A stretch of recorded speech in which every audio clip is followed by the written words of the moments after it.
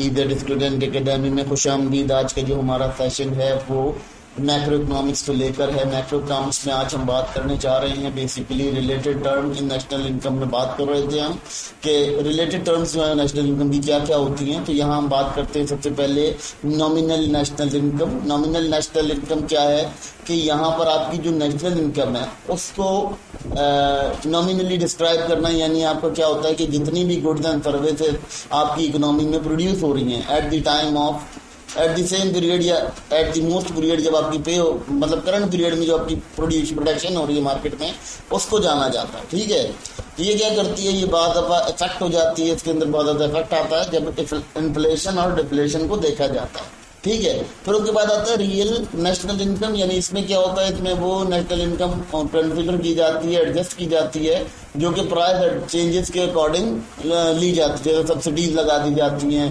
बहुत सारे narrow decision लिए जाते हैं, बहुत सारी ऐसी कंडीशन की जाती हैं कि आवाम को रिलीफ दिया जाता है। तो ये बेसिकली एक्चुअल प्रोडक्शन को जाहिर करती है, और ये बेसिकली जो प्राइस की वजह से चेंज हुई है ये उसको जाहिर नहीं करती, ये उनको जाहिर करती है जो आपका एक्चुअली प्रोड्यूस हुआ था लास्ट ईयर या लास्ट टाइम जो भी प्रोडक्शन हुई थी आपकी, वो प्रोडक्शन को डायग्नोस करती है। क्यों? क्योंकि इसमें जो है गवर्नमेंट सब्सिडीज वगैरह देती है, चीज़ें देती है, तो वो प्राइस जो है वो अपनी जगह एग्जैक्ट रहती है और एज इट इज रहती है। तो यहाँ ये बड़ा इंपॉर्टेंट है कि नॉमिनल और रियल का कंसेप्ट क्लियर होना चाहिए आपके पास कि आपने क्या देखा, क्या समझ। अब एक और टर्म इंपॉर्टेंट होती है यहाँ पर नेशनल इनकम काउंट करने के लिए कि आपको मालूम होना चाहिए कि इन्फ्लेशन रेट्स मालूम होना चाहिए। इन्फ्लेशन रेट क्या होता है कि आपकी जो प्राइस है वो कुछ अरसे में चेंज होती रहती है। जैसे कि प्राइस इंडेक्स है, कंज्यूमर प्राइस इंडेक्स है, वो आपको टाइम टू टाइम चेंजेस बताता रहता है। तो ये क्या करता है, ये बेसिकली आपके जो आवाम की परचेजिंग पावर है उसको डायग्नोस करता है, उसको शो कराता है, और उसके ऊपर जो असर पड़ रहा होता है ये उसकी कमी खामियों को, उसकी पेशियों को दिखाता है।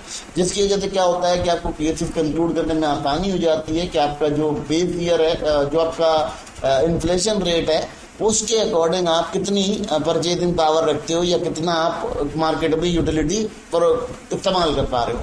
फिर बात करते हैं जी बेस ईयर की। बेस ईयर क्या होता है, ये वो रेफरेंस ईयर होता है जहां से आप आज का अंदाज़ा लगा रहे हो। तो जैसे कि आज से 10 साल पहले आप किसी प्रोडक्ट का अंदाज़ा लगाते हो और उसके बाद आप उसको देखते हो कि 10 साल बाद 10 साल में महंगाई की शरह कितनी बड़ी है, तो ये आप उससे मालूम कर पाते हो जो आपकी नेशनल इनकम को कंटिन्यू करती है। जैसे कि आपका कोई भी बेस ईयर बन जाता है, पिछले साल की निस्बत अगले साल को आप फाइंड कर लेते हो, तो पिछले साल का अगले साल से भी कंपैरिजन हो जाता है। ठीक है, तो इस तरह से ये बेस ईयर होता है। बेस ईयर ये होता है कि जो आपका रेफरेंस ईयर होता है जिससे आपने करंट नेशनल इनकम को कैलकुलेट करना होता है। तो ये आपके लिए बहुत ज़्यादा इंपॉर्टेंट होता है और समझना क्लियर होता है, क्लियरिटी मिल जाती है आपको। अगर अब यहाँ बात करते हैं purpose and role of price index, अब आपका जो वजूहात है या जिसका किरदार होता है प्राइस इंडेक्स का, उसके बारे में बात कर लेते हैं। बड़ा इंपॉर्टेंट किरदार होता है। सबसे पहले तो ये आपकी इन्फ्लेशन को मैनेज करने में काम करता है। इन्फ्लेशन को मैनेज करने में कैसे काम करता है, जब आपका दौर चल रहा होता है इन्फ्लेशन का, तो ऑलमोस्ट आपके यहाँ क्या होता है, आप उसके अंदर कोई सब्सिडीज देते हो, कोई एविडेंस अलाउ करते हो, कुछ चीज़ें अलाउ करते हो, जिसकी वजह से आपका जो सिस्टम होता है वो बिल्ड हो पाता है। ठीक है, फिर इकोनॉमिक प्लानिंग, अगर आपकी जो रियल जीडीपी आपकी होती है, वो रियल जीडीपी इसके बारे में बताती है कि आप कौन कौन से सेक्टर में ग्रोथ कर रहे हो, किस किस सेक्टर में आप जो है वो अपना ग्रोथ हासिल कर रहे हो। और ये जो प्राइस होती है उसके चेंज के ऊपर नहीं होता, बल्कि ये आपकी पूरी की पूरी इकोनॉमी को रीड करने में आसान कर देता है आपके लिए, जो इकोनॉमिक प्लानर्स होते हैं उनके लिए। ठीक है, फिर ये कंपैरिजन करता है आपके लिए अक्रॉस ईयर, यानी इस ईयर आपने कितनी तरक्की की या पिछले ईयर की निस्बत आपने कितनी तरक्की की। तो प्राइस इंडेक्स वहाँ भी आपको बहुत ज़्यादा ओपन नॉलेज देता है और बहुत ज़्यादा ओपन इन्फॉर्मेशन देता है, जिसकी वजह से आप कैलकुलेट कर पाते हो कि आपने इस पिछले ईयर की निस्बत अगले ईयर में कितनी तरक्की की। अनफॉर्चुनेटली अगर हम पाकिस्तान की बात करते हैं तो वहाँ पर इतना फॉर्मल डेटा मौजूद नहीं है, इतना एक्यूरेट डेटा मौजूद नहीं है, तो जिसकी वजह से हमें प्रॉब्लम रहती है कि हमें कैलकुलेट नहीं कर पाते। ठीक है जी, बात करते हैं पॉलिसी फार्मूलेशन। अब पॉलिसी फार्मूलेशन के अंदर क्या होता है कि यहाँ पर जो पॉलिसी मेकर्स होते हैं ये उनको भी बड़ा हेल्प करता है कि आपने वेजेस एडजस्टमेंट कैसे करनी है, आपने टैक्सेशन कैसे लगानी है, आपने इंटरेस्ट रेट किस तरह से डायग्नोज करना है। ये तमाम जो क्वालिटीज होती हैं या ये डिस्कशंस जो होती हैं, इन डिस्कशंस को डिस्कस करने के लिए यहाँ पर आपका रोल प्ले किया जाता है। तो ये बहुत इंपॉर्टेंट रोल होता है, इसको देखा जाता है, इसको क्लियरली समझा जाता है। ये आपके लिए बहुत ज़्यादा फायदेमंद साबित होता है और ये बहुत इंपॉर्टेंट होता है बीइंग इकोनॉमिस्ट आपके लिए।